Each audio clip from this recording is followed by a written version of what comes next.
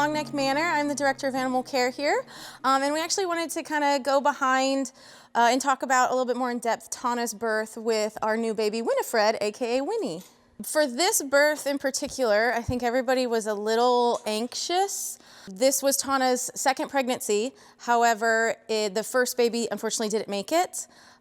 So we were very on edge. We were kind of ready, planned for any and everything.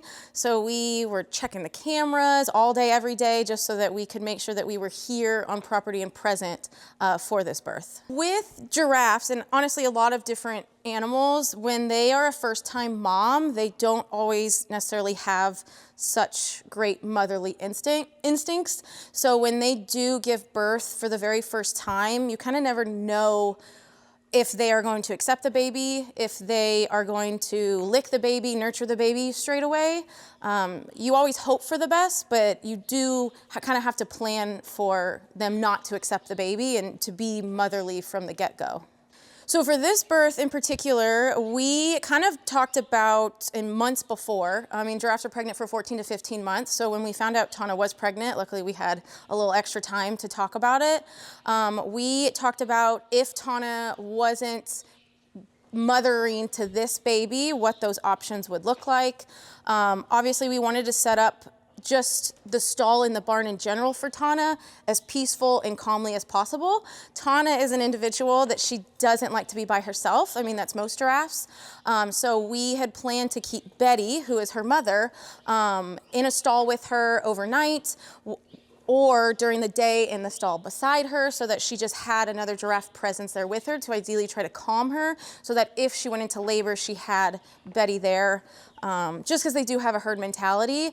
So we planned for that, and then we did also plan if we did have to kind of intervene and help Tana with the birth, whether that meant, you know, maybe pulling the baby, but ideally we wanted Tana to do all of that. That's kind of the best case scenario. The day that Tana went into labor, it was around 10:30. So we get here at 7:30.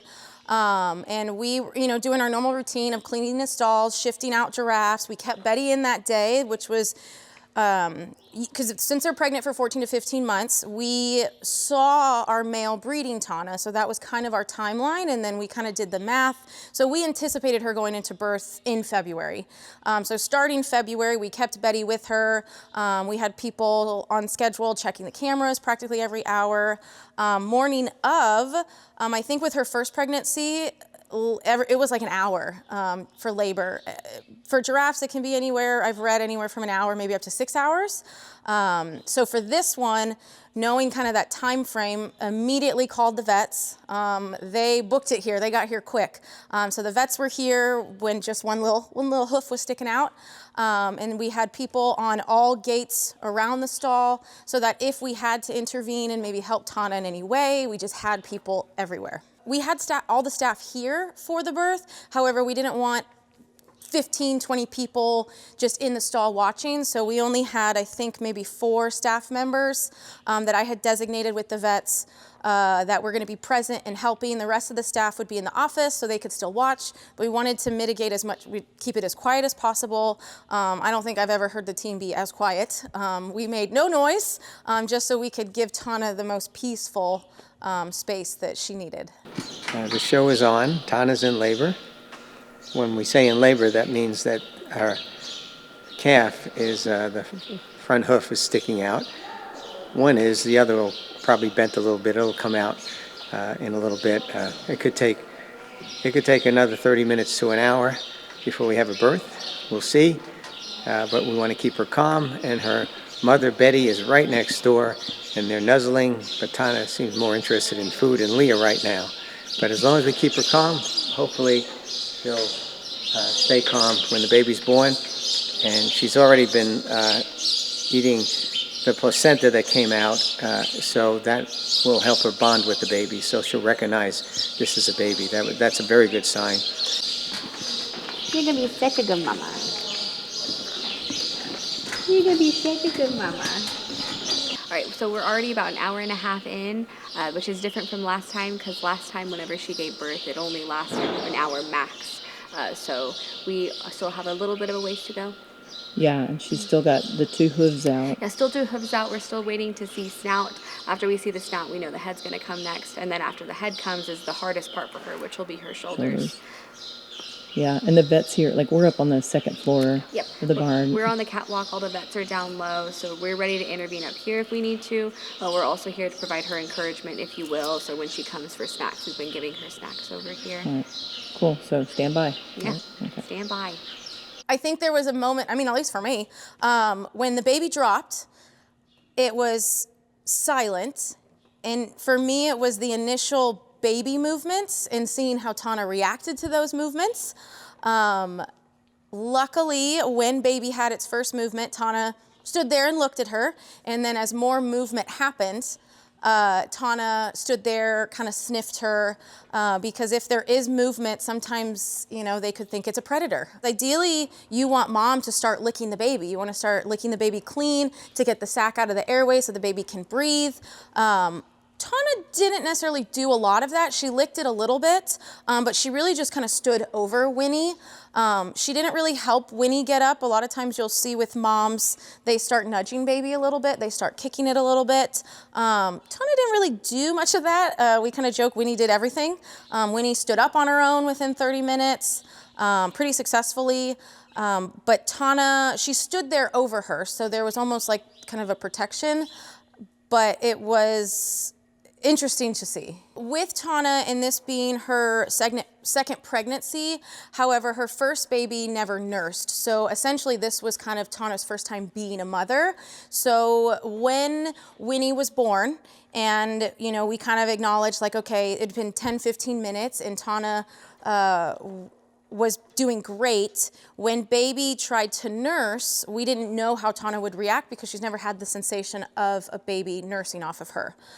Tana did nudge baby off. She did like a gentle kind of, like maybe like a little kick. It wasn't anything aggressive. We kind of anticipated that. However, there was about maybe 10, 15 minutes we were watching baby attempting to nurse.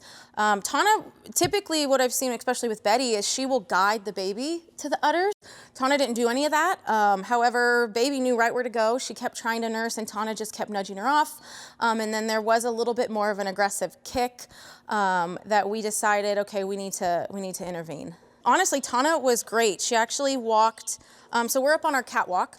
So Tana walked right to where our keeper door is in the stall, and baby followed her. So we literally just had to open the door a little bit, and vet staff were able to grab baby.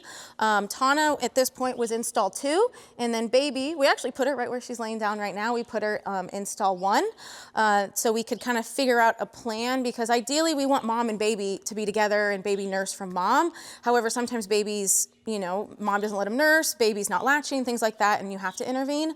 But what we did is we kept Tana in the second stall. We kept Wini where she was at. The door that she's sitting in front of is a Dutch door.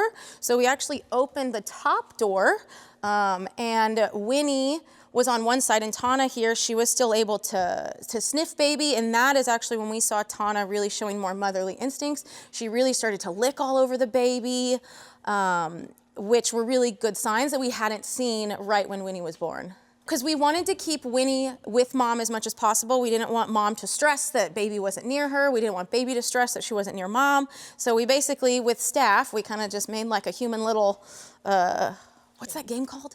Like a rover. Oh, Red Rover. We kind of made just like a human chain. It was a very small semicircle just so that Wini could stay in close proximation with Tana, so Tana could still nurse her and still kind of do her motherly duties. While the staff was doing this, the vet with our owner were kind of trying to figure out a plan of what to do next, because again, we wanted mom and baby to be together. That's like best case scenario. What was decided is that we would actually give Tana a slight sedative just to relax her, because she wasn't letting baby nurse. Usually there's pain involved, because the udders just get really big. They have a lot of milk in there. There's a lot of pressure. So Tana could have just been feeling a lot of pain and didn't want baby to go to that area. So we decided to give her a light sedative to relax her, calm her, so that if baby then were to try to nurse, Tana would accept it and not let baby, or sorry, not kick baby. So we decided to do that. I think after the sedative we gave her, it was maybe 10, 15 minutes. And then we actually just, because it's a Dutch door, we just opened the bottom and we put Wini back in with mom. And again, Wini knew exactly where to go. She went straight to Tana, and it was very exciting that Tana let her nurse. Since she still had that sedative, Wini nursed multiple times. It was really cool watching. However, we wanted to see if Tana would let Wini nurse once the drug had kind of gone out of her system. So I think maybe it was like an hour, hour and a half. The vets stayed, we all stayed just to kind of watch and monitor nursing. And even after that, Tana still let Wini nurse. Wini is doing really great. Tomorrow she will be 2 weeks old. She's actually met grandma, so Betty White, and then she has met her sister Killy as well. It's doing really well. She gets very excited. She gets the zoomies quite a bit. So we have her in the bigger stall right here, and we'll just see her running in circles. She is very confident, very sure of herself. Honestly, she came out of the womb that way, having stand up on her own, nursing on her own pretty much. So we are very excited to see Winifred's personality come through. So if you guys would like to know more about wildlife conservation or just Longneck Manor and what we do here, just like and subscribe and follow us.